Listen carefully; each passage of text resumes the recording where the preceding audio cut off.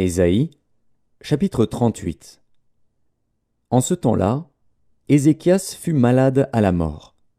Le prophète Ésaïe, fils d'Amots, vint auprès de lui et lui dit : Ainsi parle l'Éternel, donne tes ordres à ta maison, car tu vas mourir, et tu ne vivras plus. Ézéchias tourna son visage contre le mur et fit cette prière à l'Éternel. Ô Éternel, souviens-toi que j'ai marché devant ta face avec fidélité et intégrité de cœur, et que j'ai fait ce qui est bien à tes yeux. Et Ézéchias répandit d'abondantes larmes.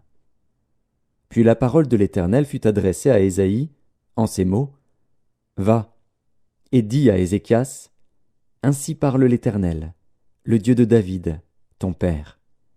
J'ai entendu ta prière, j'ai vu tes larmes. Voici, j'ajouterai à tes jours 15 années. Je te délivrerai, toi et cette ville, de la main du roi d'Assyrie. Je protégerai cette ville. Et voici, de la part de l'Éternel, le signe auquel tu connaîtras que l'Éternel accomplira la parole qu'il a prononcée. Je ferai reculer de 10 degrés en arrière, avec le soleil, l'ombre des degrés qui est descendue sur les degrés d'Akaz. Et le soleil recula de 10 degrés sur les degrés où il était descendu. Cantique d'Ézéchias, roi de Juda, sur sa maladie et sur son rétablissement. Je disais : Quand mes jours sont en repos, je dois m'en aller aux portes du séjour des morts. Je suis privé du reste de mes années. Je disais : Je ne verrai plus l'Éternel sur la terre des vivants. Je ne verrai plus aucun homme parmi les habitants du monde. Ma demeure est enlevée et transportée loin de moi, comme une tente de berger. Je sens le fil de ma vie coupé comme par un tisserand qui me retrancherait de sa trame. Du jour à la nuit, tu m'auras achevé. Je me suis contenu jusqu'au matin. Comme un lion, il brisait tous mes os. Du jour à la nuit, tu m'auras achevé. Je poussais des cris comme une hirondelle en voltigeant. Je gémissais comme la colombe. Mes yeux s'élevaient languissants vers le ciel. Ô Éternel, je suis dans l'angoisse. Secours-moi. Que dirais-je ?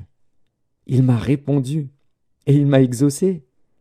Je marcherai humblement jusqu'au terme de mes années, après avoir été ainsi affligé.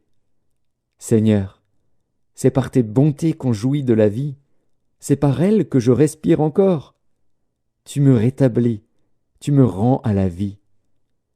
Voici, mes souffrances mêmes sont devenues mon salut. Tu as pris plaisir à retirer mon âme de la fosse du néant, car tu as jeté derrière toi tous mes péchés.